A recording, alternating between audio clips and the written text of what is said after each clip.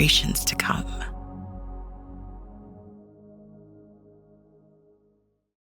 And welcome to another edition of the TDN Writers Room podcast. My name is Bill Finley.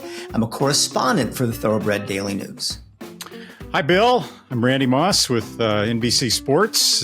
Just me and you today, Bill. Zoe Cadman is MIA this week. She's not with us. I think she's enjoying some well-deserved vacation time. So, Zoe, we miss you and can't wait to have you back next week. So usually when we start off the show, we like to talk about the big races from the weekend before, but we're in that kind of lull period right now in between the Belmont Stakes and the opening of Saratoga and Del Mar. There's not a whole lot that goes on so far as major races, but I just thought it was interesting that there was a bunch of really good 2-year-olds that ran this week. Matter of fact, 3 of them got that TDN Rising Star status given to them. And Randy, the conversation has to start with Noonie. And you know, it's nothing surprising. Bob Baffert, $1.8 million purchase at the Ocala March sale. It's a filly. But what was really unusual, among other things, horses by win. So when was the last time somebody paid that much money for a horse by a sire not based in Kentucky? They obviously knew what they were doing. This thing went out and won by 9.5 lengths at 1-5 and was just literally jogging from about the 8th pole to the wire. Baffert's got a killer. What's new? What else is new? Yeah. What's interesting about these 2-year-old sales, particularly the one in Ocala, is unlike what you see at let's say the September sale at Keeneland. It seems to be very little about pedigree, and it's all about physical, and it's all about what they show on the racetrack in the breeze up.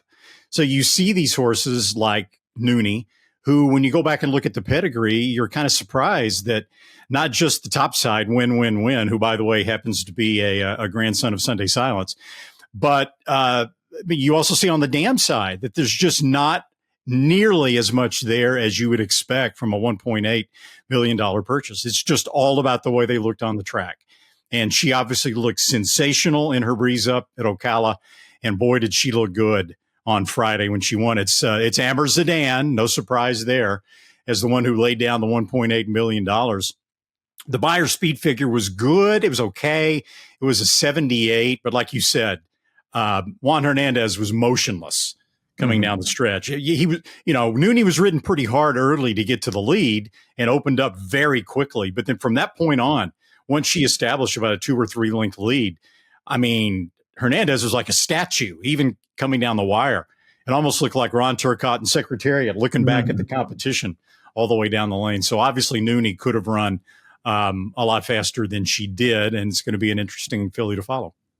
Yeah, and I'm getting way, way, way ahead of myself. But Amber Zidane generally buys horses for one purpose, to try to win the Kentucky Derby.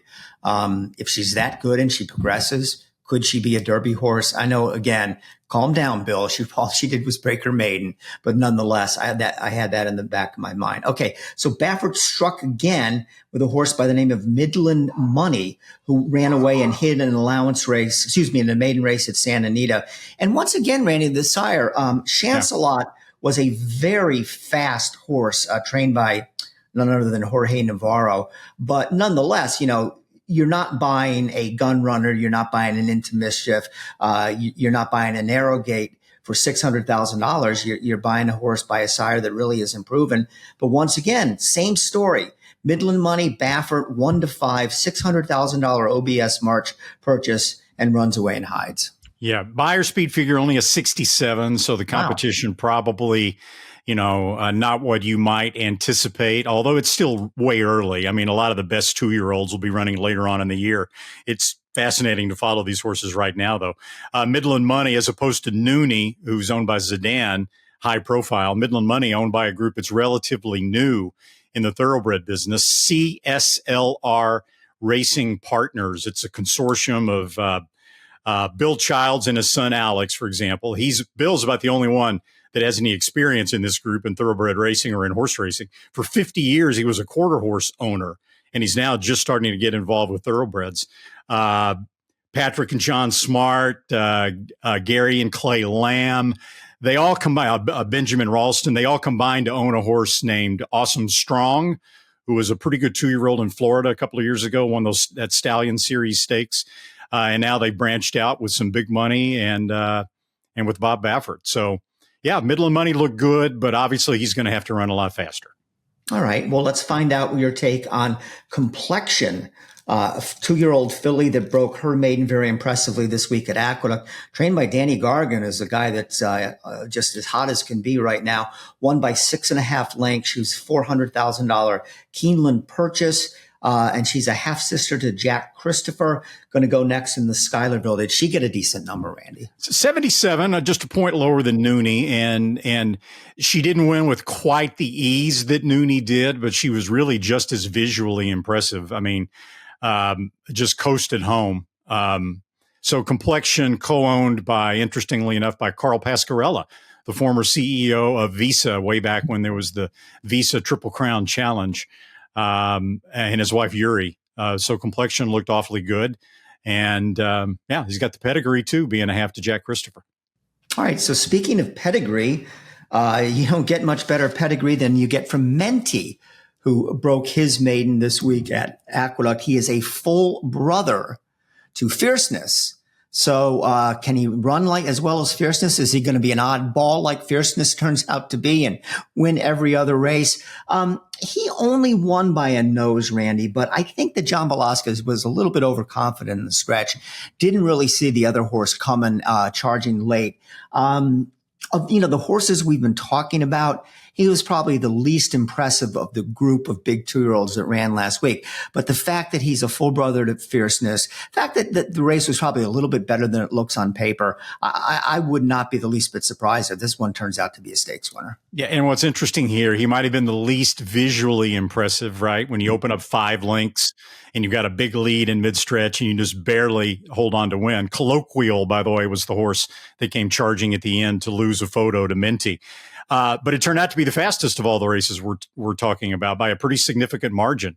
The Beyer speed figure of Menti and Colloquial, by the way, turned out to is an 88, which, again, we're in mid-June, but it's the highest Beyer so far this year for any 2-year-old. It's another Mike Rapoli homebred being a full to Fierceness by City of Light out of Nona Bella.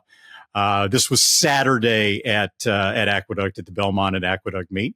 And Menti, I agree with you. I think right now Menti looks like you would have to almost think that either Menti or Colloquial will probably wind up being a stakes winner at Saratoga. Mm-hmm. Randy, getting back to the California horses we were talking about, are you that none of them ran super good, super fast Beyer numbers? Is that something that, gives you pause about them? Or is that just something that happens when horses win so easily? They'd have to win by 25 lengths to get a 90 Beyer, and that's just not going to happen.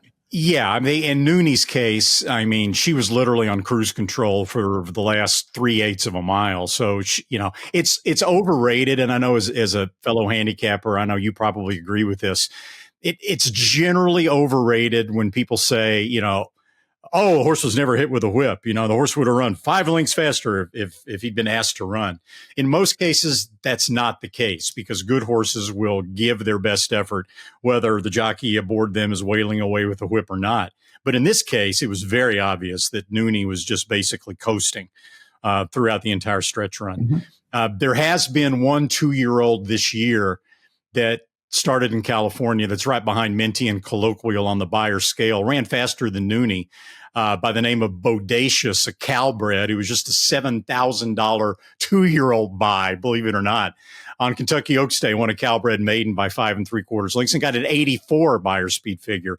But again, he was asked to run more, I think, definitely than Nooney was asked in her maiden win. TDN Writers Room is brought to you by Keeneland. How important is the Keeneland September sale? Well, just listen to Mark Cassie, who said, this is the NFL, the major leagues. What happens at this sale will determine your future for the next few years and beyond. And sure enough, in 2023, September graduates had 202 graded stakes wins and 37 Grade 1 wins. That's it, 37 Grade 1 wins. So make plans to attend this fall's Keeneland September sale starting September 9th. We'll be right back after this message from Keeneland.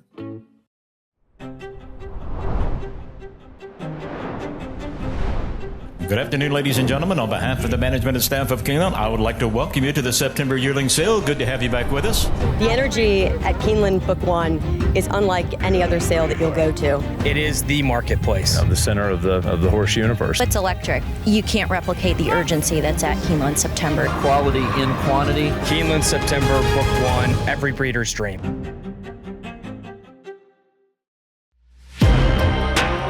This week, the fastest horse of the week is brought to you by Tom's D'Etat, another of those fast sires at Windstar Farm, and another who recently had his first winner. That would have been on Saturday when Goosebumps launched an impressive rally in deep stretch to break her maiden. So congratulations there to Tom's D'Etat, a Grade 1 winning millionaire sire. He won the Clark Stakes with a 105 buyer, 10 triple-digit buyers in Tom's D'Etat's career, including 9 in a row. And Tom's D'Etat stands at Windstar right now for a fee of only $7,500. Now, the fastest horse of the week ran at Santa Anita on Sunday in an allowance race, the first race on the card, actually, a 6-furlong allowance sprint. His name, Man O' Rose, as in Man O' War, except Man O' Rose with a 102 buyer speed figure. It's now the 6th win in the last 7 starts for Man O' Rose, 3 of those on grass like this one and 3 of them on dirt.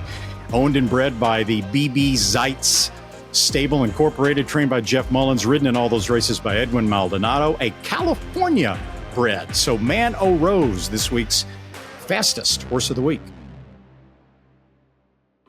As always, our Guest of the Week segment on the TDN Writers Room is brought to you by Lynn Green and Company at the Green Group, a tax consulting and advisory firm specializing on saving you money in taxes, especially if you're in the thoroughbred industry. And welcome in now the Green Group Guest of the Week, and it's Scott Sander. He is a movie producer in the process of putting together a movie about horse racing, in particular about the Lexington breeding industry. It's going to be called Breeders.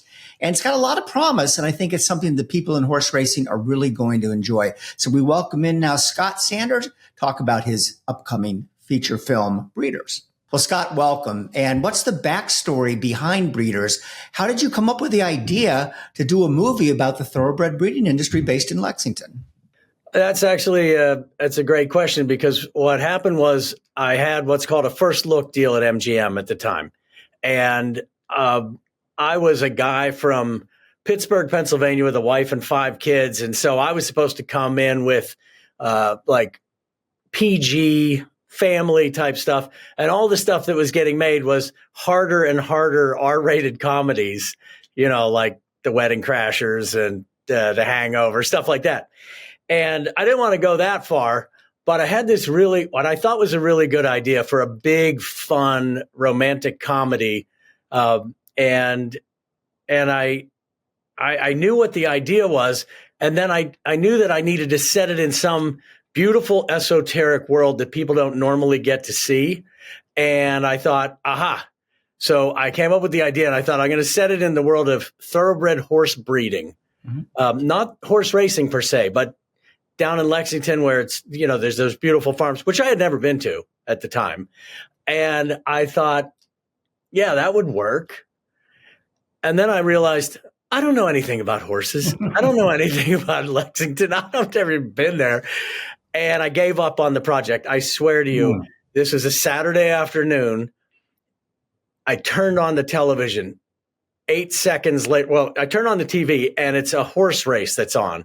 8 seconds later, they cut to a commercial for a stud farm. And I just looked up at the ceiling, and I was like, well, this is either the Holy Spirit or the devil. Either way, this is going to be fascinating. And so I booked it upstairs, got online, found out about that horse farm, said, I'd like to come down and take a tour. They said, oh, no, it's so busy this time of the year. Kentucky Derby's coming up. The tours are booked. Forget about it, you know. And I pitched the gal on the phone the story, had her laughing. She was pretty excited about it. And she said, all right, there's a young man I need you to talk to. And she connected me with a young man who had just moved back he was at Second City in Chicago, if you know what that is. Oh, wow. The comedy. Yeah. And so he was very simpatico with the humor and everything we were trying to go for in this. And so that was a Saturday. when I gave up on it.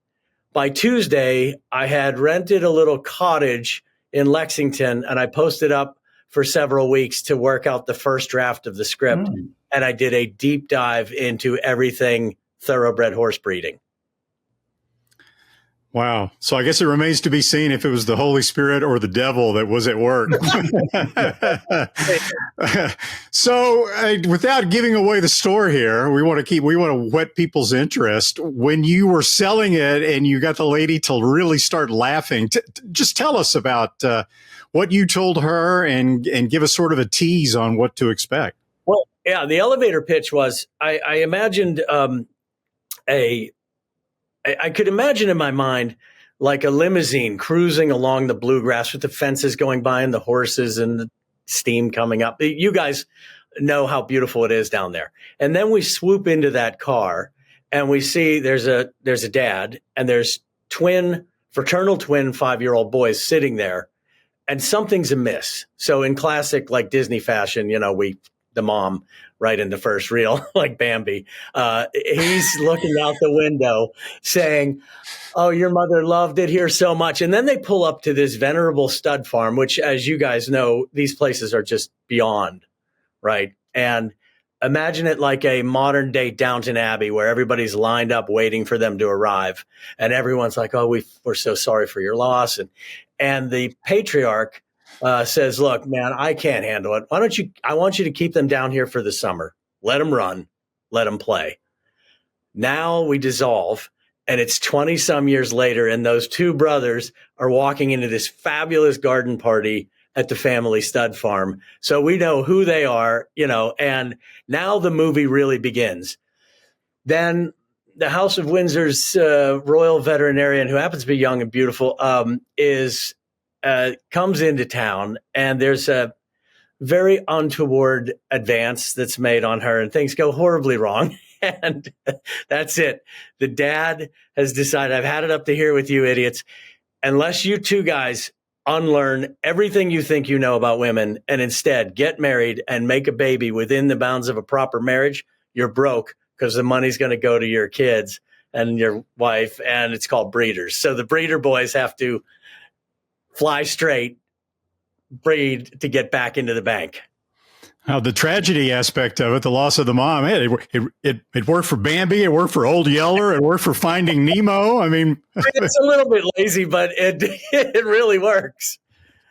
Well, the other thing is it's great to sort of establish some empathy for the. Right. The other thing we established is the one boy looks really smooth and put together. The other one is sort of an unkept bed of a kid. So, you can, and then when we meet them 20 some years later, you know who's who.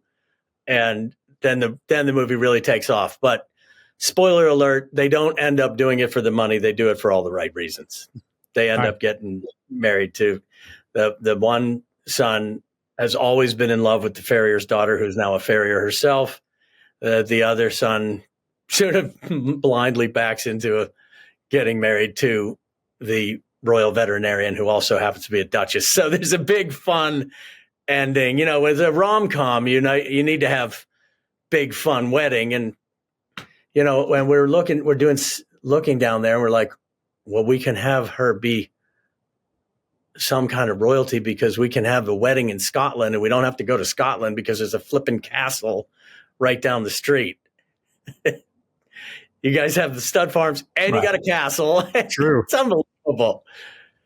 Scott, I'm told that Case Clay from Three Chimneys played a role in some of this. What's the background with him? He's not directly involved in the movie in any way. He's just a wonderful, wonderful young man. And he was the guy that picked up the phone and said, "Yeah, come on down and let me teach you what's going on." But I've gotten to become friends with tremendous people in your world down there.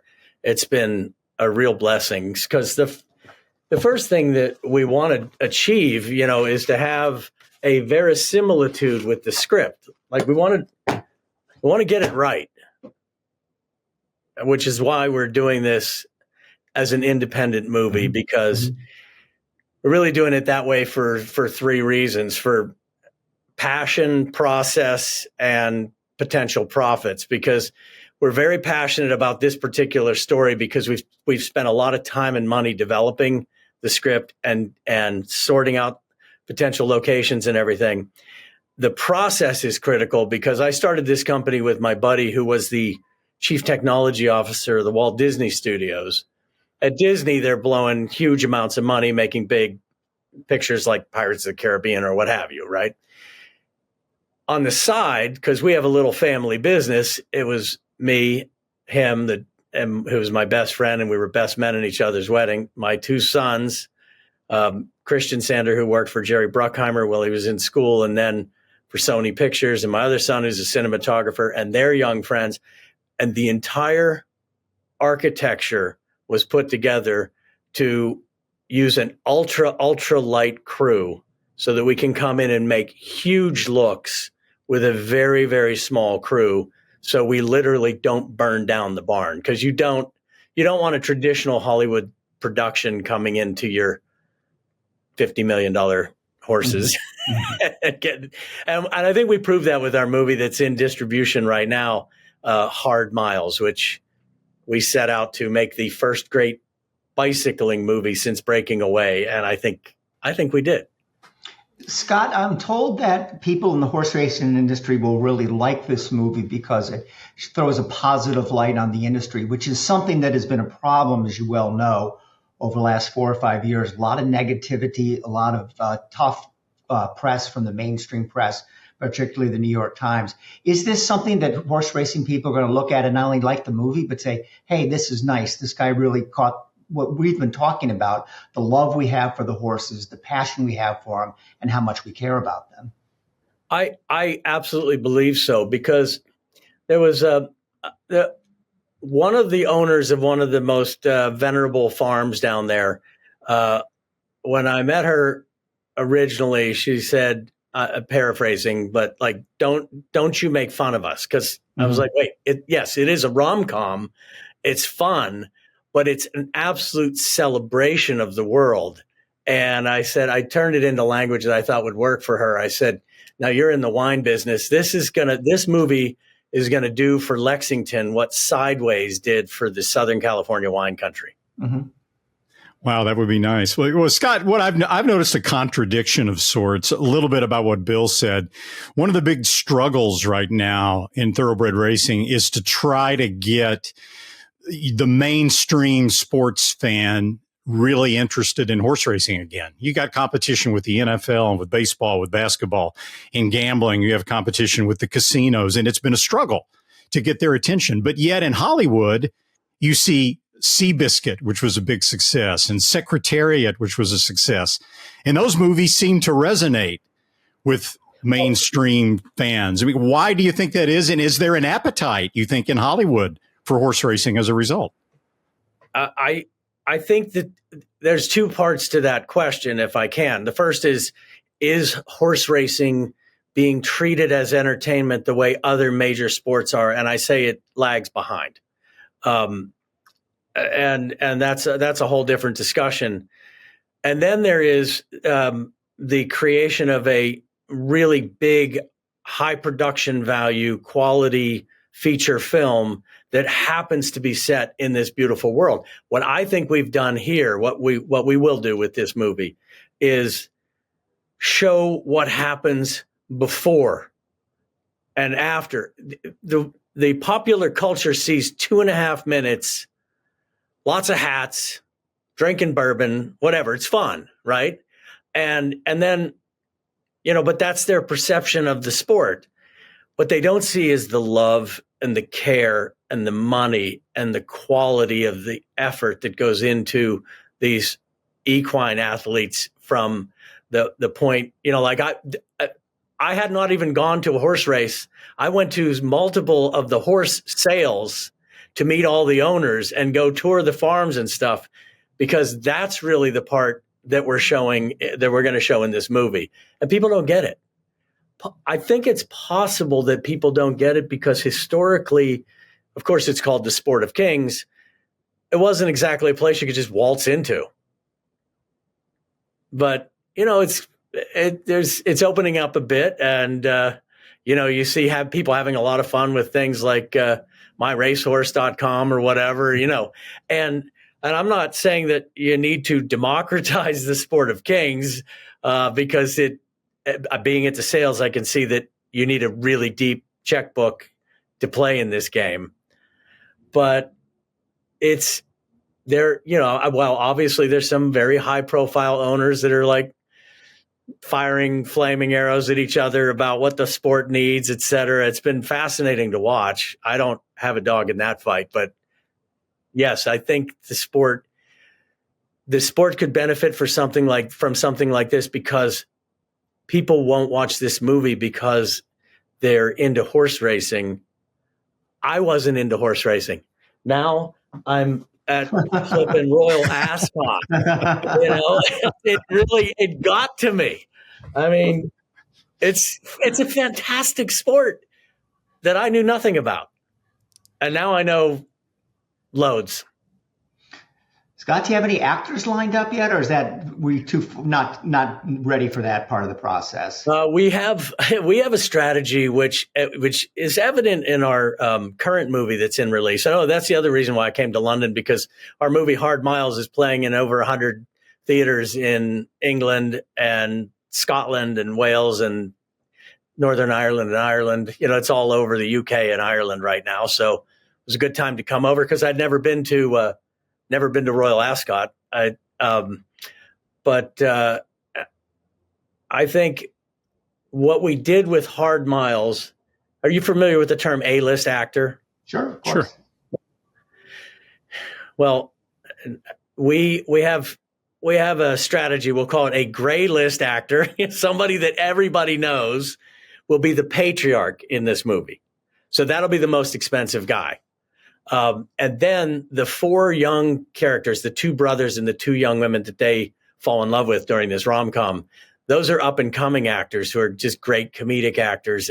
And so that's the way that we're able to craft this movie for a price that enables everybody involved to actually have some headroom to make some money. And by having that named actor be sort of the anchor tenant, if you will, of the story, you attract a lot of great young talent.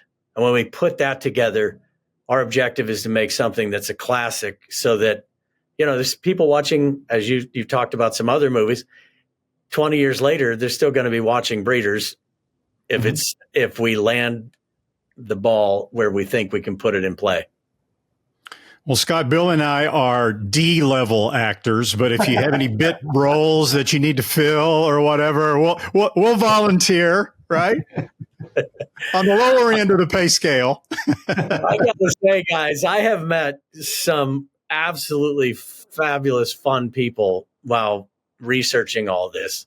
And it's been great. You guys, I don't think you realize, well, of course you do. You realize what you have, but I don't think the broader popular culture realizes what the game is, really. Well said. Yeah, and that's the challenge. Well, Scott, this is terrific. Definitely looking forward to another. I'm sure it's too premature to have any ballpark for when the movie might hit the theaters as well. It actually is. We're in a critical moment right now, because it's going to snow in Lexington, and so it's like we have a scenario where we could shoot it this fall, depending on talent attachments, or more likely it could slip to the springtime. We're not going to shoot it in January, because we want it to be lush and green and beautiful. And so, but once we do, well, for example, we sent a second unit down to capture stuff in and around Churchill Downs, and because you can't fake the Kentucky Derby, right? And so we captured that stuff on the Thursday before the Derby, the Thurby, which I didn't know was a thing. But it was great because, there were 65,000 people there. It's going to be in the movie. It's going to look like there's 150,000 people. And that's in the can for sort of establishing shots and things like that. We wanted to do that because we want to get this movie done before next year's Derby at the absolute outside. And then when it is released is another dark art that depends on a lot of factors. But, a year and a half. Well, Scott, so much fun learning about this project. We wish you best of luck. I'll be first in line when it premieres in New York City or wherever it will be. And thanks for joining us today. In Lexington. Okay, yes. sure. Yeah. And again, thanks for joining us today in the TDN Writers Room, Green Group, and being the Green Group guest of the week. And we really thanks look for forward to having this me. movie. Thanks for having me. As this week's Green Group Guest of the Week, Scott Sander will receive a free 1-hour tax consultation with the Green Group. If you want to learn more about how the Green Group can put more money in your pocketbook, log on to greenco.com for more details. When it comes to the horse industry, tax laws are complicated and unique. That is why most people overpay on their taxes. Why not get a second opinion from the top-rated accounting and tax firm in the thoroughbred industry?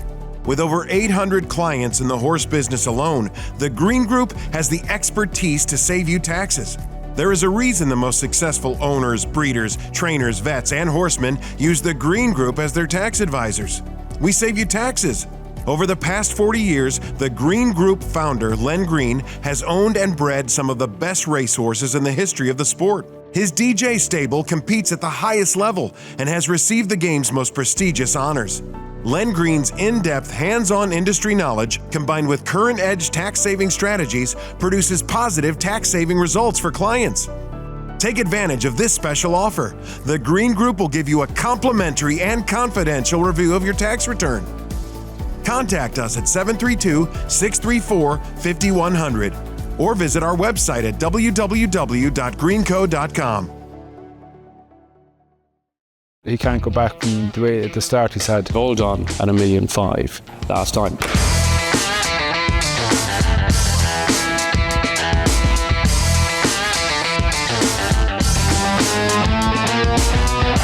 Evs has won the Breeders' Cup.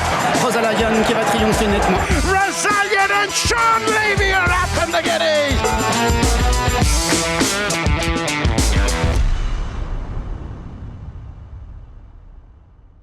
Well, it's time again for the News You Can Use segment that we've been doing here on the Thoroughbred Daily News, brought to you by Darley.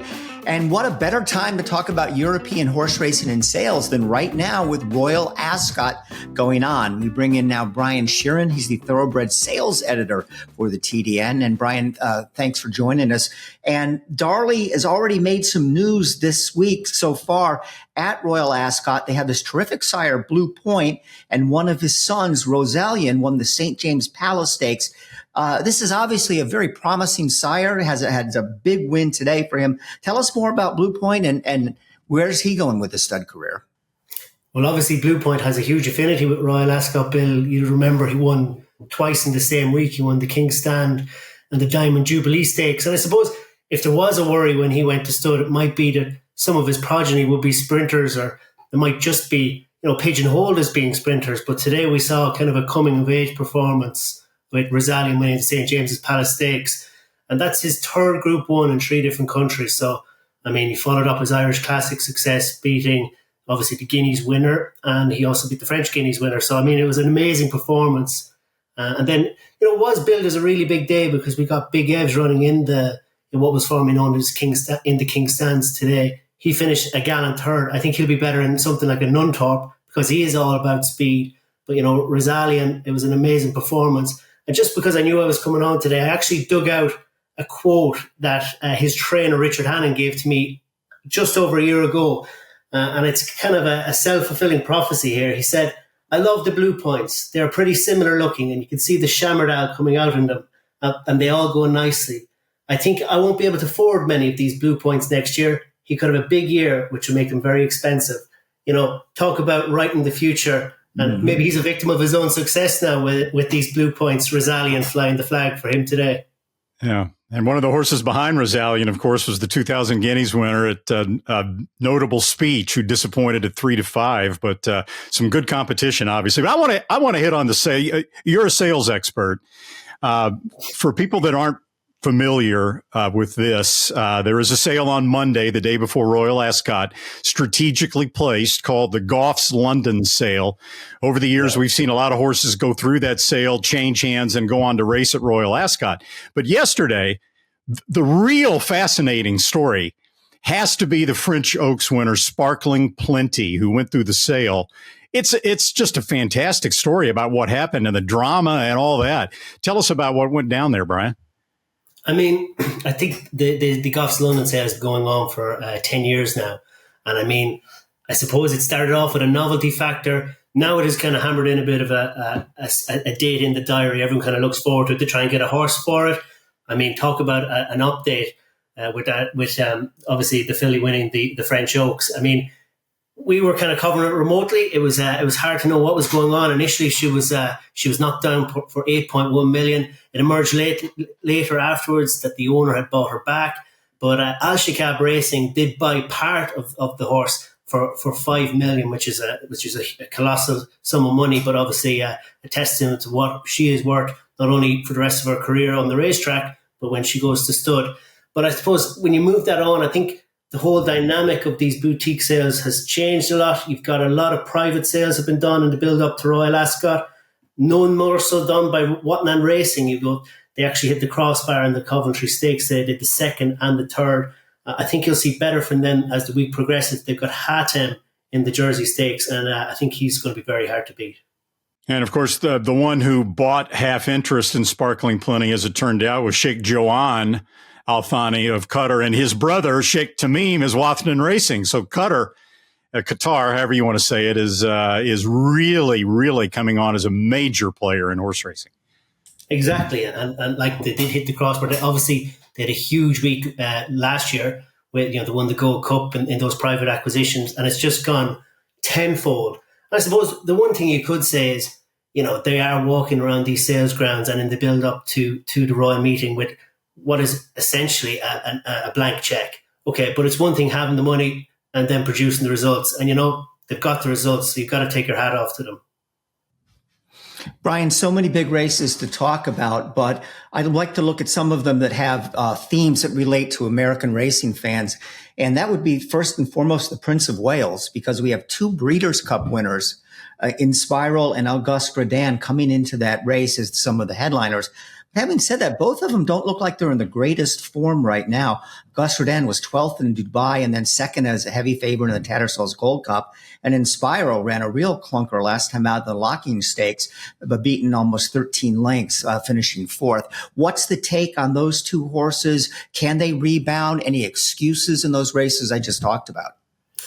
You know what? I think Aidan has done some Phoenix from the Ashes type performances in the last couple of years with City of Troy and who's to forget Auguste Rodin in the Derby last year. I wouldn't be betting against Auguste Rodin. I think he's going to win it. But I have to say some of the gloss of this race was taken off when White Birch was ruled out. I would have loved to see John Murphy's horse White Birch. He obviously beat Auguste Rodin in the Tattersall's Gold Cup. I actually don't think that was a fluke. So I'll be following White Birch as the season progresses. But when you're talking about Wednesday, I think Auguste Rodin, I think he's going to be teed up for the race. I think he's going to be very difficult to beat.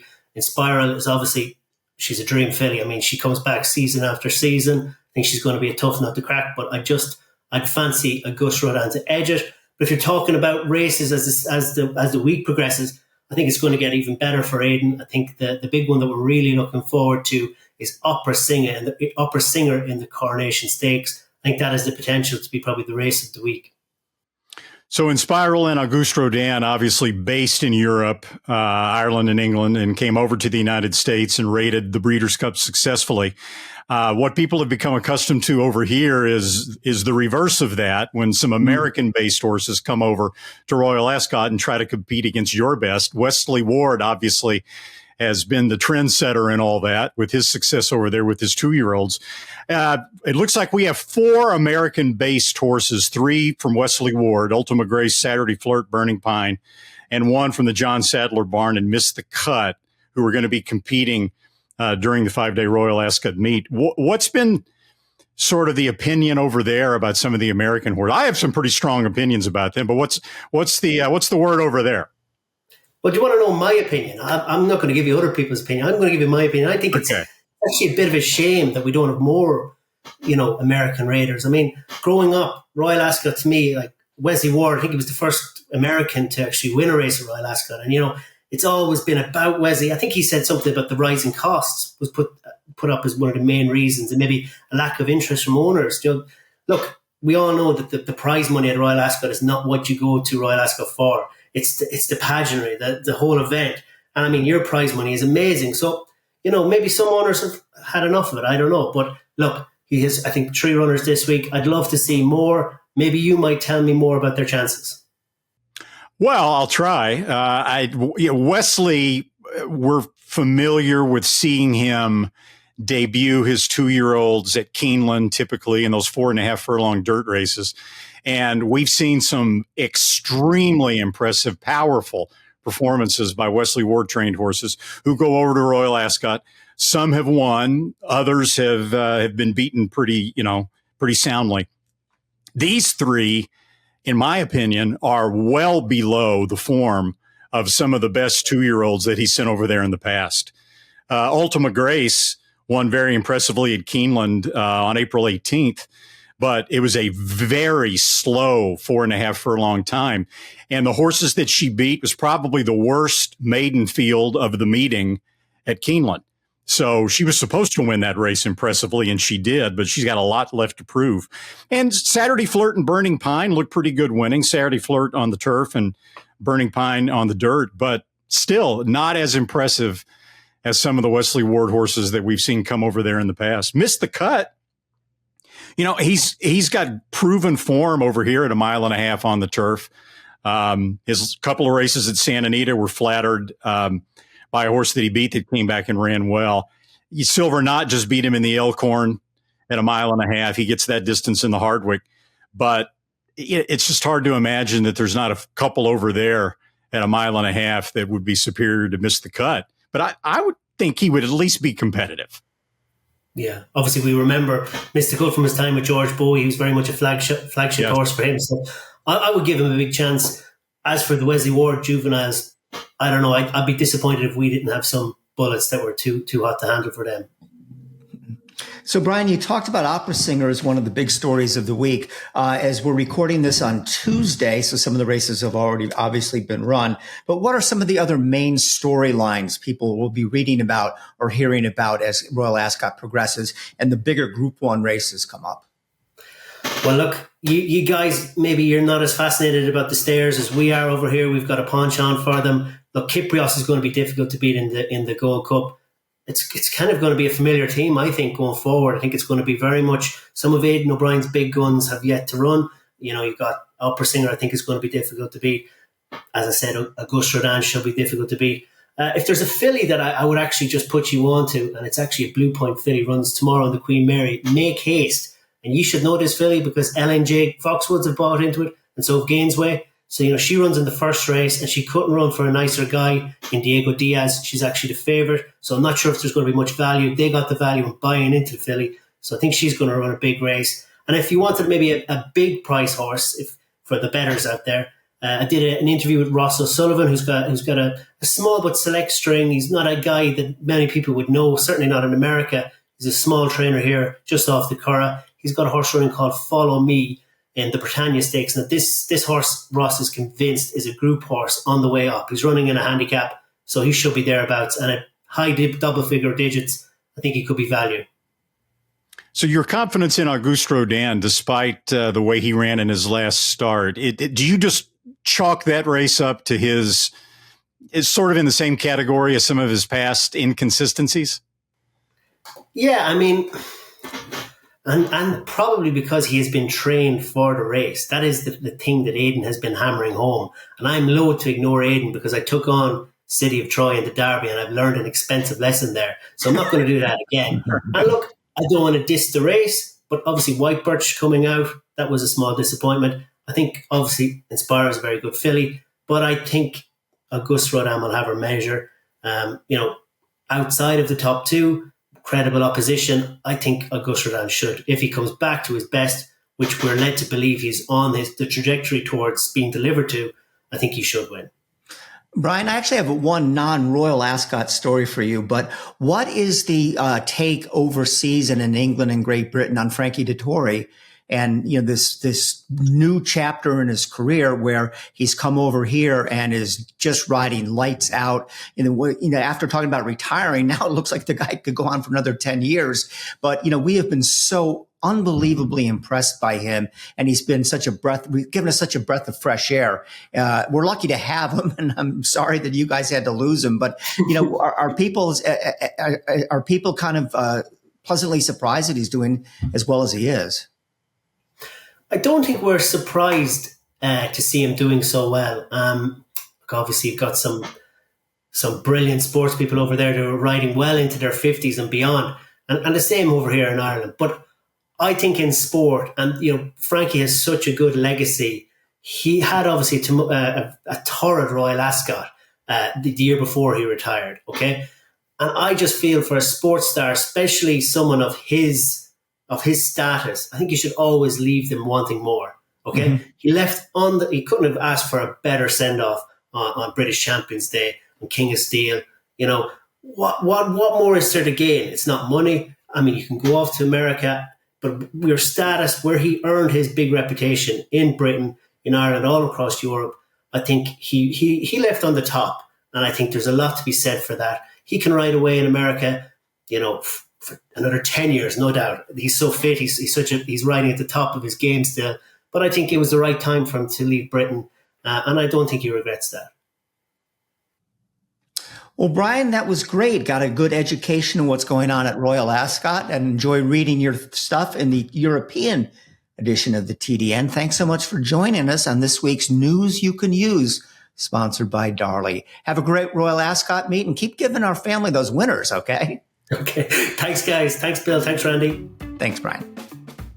The TDN Writers Room also brought to you by the Pennsylvania Horse Breeders Association, the PHBA. Another reminder here, because it's very important. If you have purchased a Pennsylvania sired or Pennsylvania bred horse, maybe privately or at a sale, who is now a 2-year-old, you have just until the end of this month, the end of June, to nominate for the PA Sired Series at the price of $1,000. This makes you eligible for those 3 sets of $100,000 stakes races that are restricted to PA sired PA breds, 2 sets for 3-year-olds and another couple that are going to be run early next year for 3-year-olds. So first, go to pabred.com, check out the featured section on the homepage to double check if your 2-year-old is already nominated. If he's not or she's not, print out that nomination form, send it with a $1,000 fee, postmarked by June 30. Any questions, contact the PA Bred office. There's that number, 610-444-1050. The state of Pennsylvania has the best breeders program in the entire United States. When you buy a yearling, it's a little bit like buying a lottery ticket. And we are trying to provide the lottery ticket that the likelihood is to hit the jackpot. Angel of Empire wins the Arkansas Derby and wins it clear. Uncle Heavy late, it's a photo finish. Pennsylvania and the PHBA have the best state-bred program in the country, bar none. The winner, Uncle Heavy. He's a 3-year-old bred in Pennsylvania. With some of the fullest fields in the country and quality racing year-round, there's never been a better time to reap the rewards of breeding and racing in Kentucky. Purse money in Kentucky is at an all-time high, as is average purse per race, outpacing California, Florida, and New York. Kentucky breds. Breed them, raise them, race them.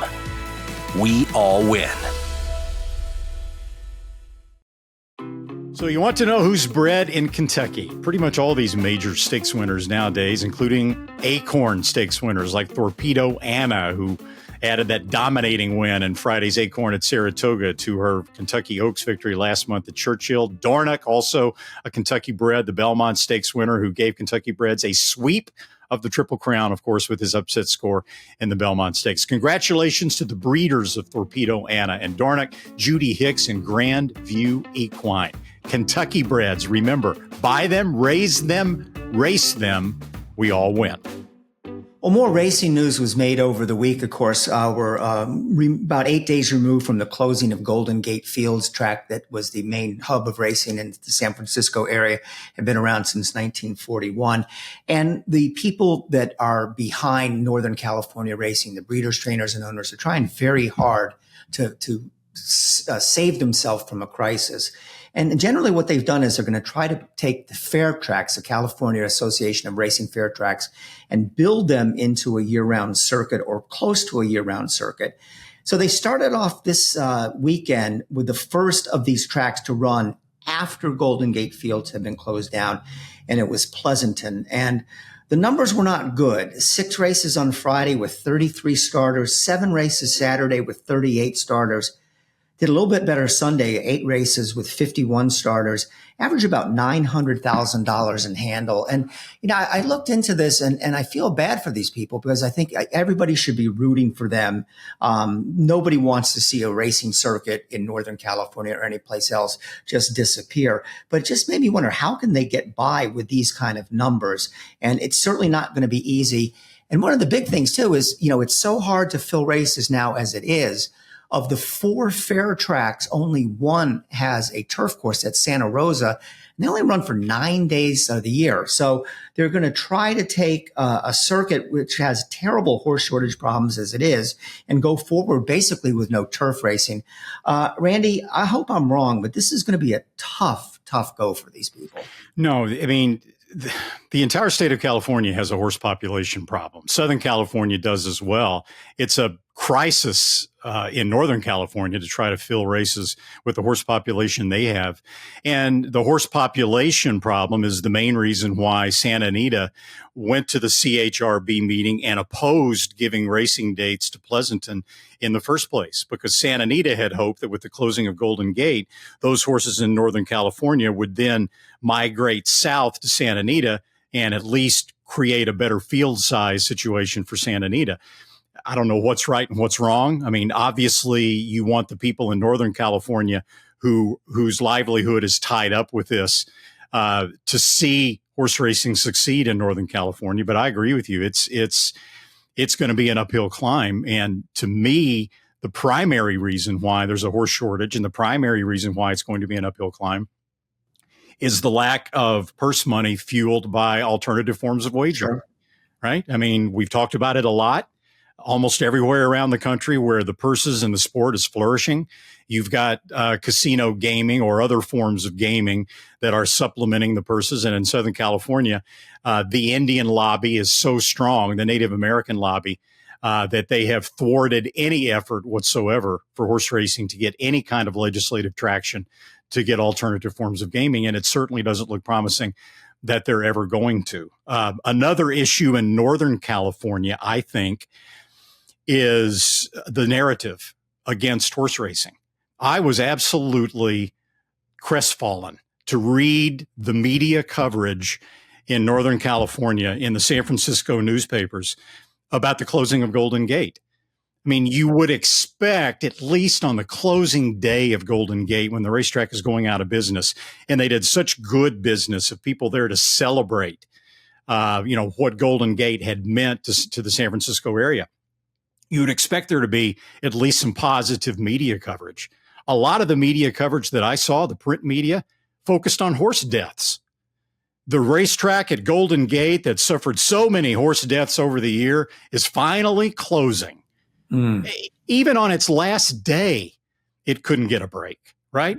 So the media narrative up there with the animal rights activists and all that, putting on a full court press against horse racing, is obviously going to be extremely difficult to overcome to get any kind of public traction for horse racing up there. And that's another problem that they're going to have to deal with. It's a double-barreled challenge, I think, in the San Francisco Bay Area.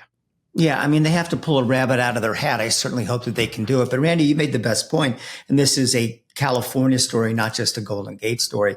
When you have $120,000 maiden races at Oaklawn and Churchill Downs and $100,000 maiden races in New York, these guys at Santa Anita, Bob Baffert's running these $1 million yearlings buys in races where the purse is about half as much as it is at other places. Now, Bob is obviously very committed to the West Coast. I could never see him pulling up stakes and moving. But, if you're an owner getting into the game, it's just the money.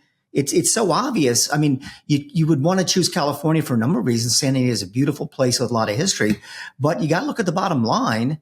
And the bottom line, without the slot money, their purses are just not competitive with the other tracks right now with all this huge amount of slot money coming in. And purse money's never been more important because the foal crop in general in thoroughbred racing around the country is going down, is declining. And so there's a lot of competition between racetracks to get horses, to get full fields. And it's the purse money that will attract these owners. Look, with inflation and all that, it costs more now to run a racing stable. It costs more now to own racehorses than it did 10 years ago.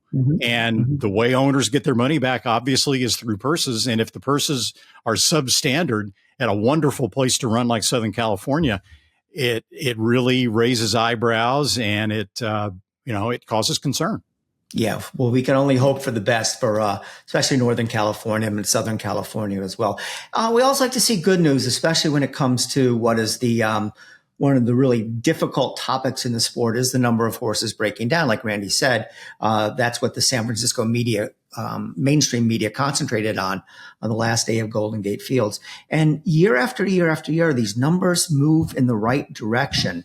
And now that HISA is behind collecting all the data and everything, they were able to put out a report for the first quarter of 2024. And this is at their tracks only. It doesn't include the ones in Texas, Louisiana, and elsewhere that they don't have any control over.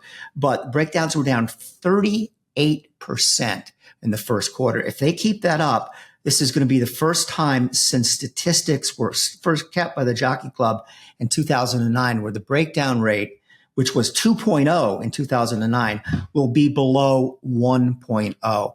We always say that it can never get to zero, but you know what? It can get smaller and smaller and smaller and smaller and smaller all the time. And hats off to all the people. Santa Anita has become one of the most safe tracks in the country. They had some good news to report. But, it looks like right now, once again, this trend is going in the right direction. And that's really good news for horse racing. Let's hope the next time a newspaper wants to write something about how messed up the sport is, they please look at the fact that it's getting much better all the time. Yeah. And quite frankly, I don't think the newspapers in Northern California are even interested in knowing that they were running on Tapeta at Golden Gate, which was a very safe racing surface. And the breakdown rate at Golden Gate was much lower than at many racetracks around the country. They just didn't seem to care about that. Hey, great news overall about the horse death rate. 3 cheers to Santa Anita. I mean, they've really been the ringleader in establishing the protocols and all that, quite frankly, initially, especially, a lot of horsemen out there bucked against. I mean, they really, really complained about it. They considered it to be draconian. A lot of them did. They considered it to be an overreaction. But I think what's transpired now is that I think there's been a lot of buy-in from the owners and trainers in Southern California, who, quite frankly, all they had to do was just look back 5-6 years earlier at how close the sport came in Southern California to complete disaster with the horse death epidemic they had at one point. So, Amy Zimmerman, the whole crew out there at Santa Anita, who has just been laser focused on horse safety. This is just fantastic news for them that Santa Anita has now become, based on statistics, the safest racetrack, dirt racetrack in America. And the trend is going in the right direction. You can't ease up. You can't rest on your laurels right now because it's just so important to the sport that this continues in the right direction. Yeah, and I think with all the things they're doing with HISA and with Stride Safe and all those things, I think it's only going to get better as the years go by. So again, love to have that. Love to have good news. So by the way, the XBTV work of the week this week is Kingsbarns. King Barnes worked a half mile at Saratoga Friday in 49.22 for trainer Todd Pletcher in preparation for the June 29th Stephen Foster at Churchill Downs. Kingsbarns was most recently second in the Pimlico Special. He has 2 graded stakes wins to his credit, the Louisiana Derby and the Ben Ali. And we'll be right back after this message from XBTV.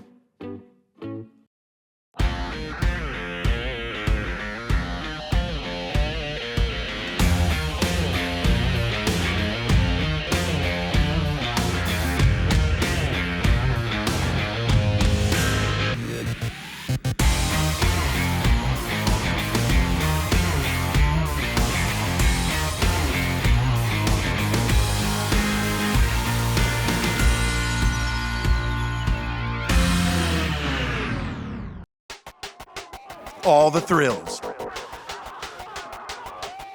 Fraction of the bills.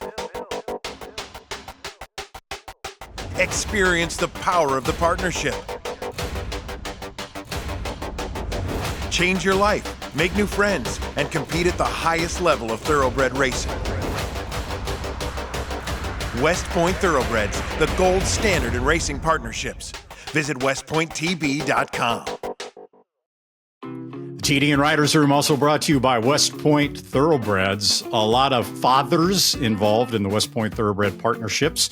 And it was a happy Father's Day across the country for West Point. 4 wins in a 24-hour span, bridging Saturday and Sunday. Final Boss got his first stakes victory, a front-running win in the Cinema Stakes for 3-year-olds. That was on the turf at Santa Anita. Before that, Pony Express scored a 9-length maiden win for the same connections as Final Boss. That's jockey Juan Hernandez, trainer John Sadler, and co-owner Michael Talla. And that Pony Express win came on Saturday. Battle of Normandy got in on the act with the wire-to-wire win on the grass at Aqueduct. That was on Sunday. And On My Honor at Churchill Downs scored a maiden win in a dirt sprint. So 3 different racetracks. Big Father's Day weekend there for West Point. This weekend, West Point will send out Vava. How fast is she? She'll be a short price for West Point and her partners in the Chicago Stakes at Churchill Downs. That's a carryover from the old Arlington Park, a Grade 3. Vava looking to follow up on her Grade 1 triumph on Kentucky Derby Day. To learn more about how you can join in on all this fun, visit westpointtb.com.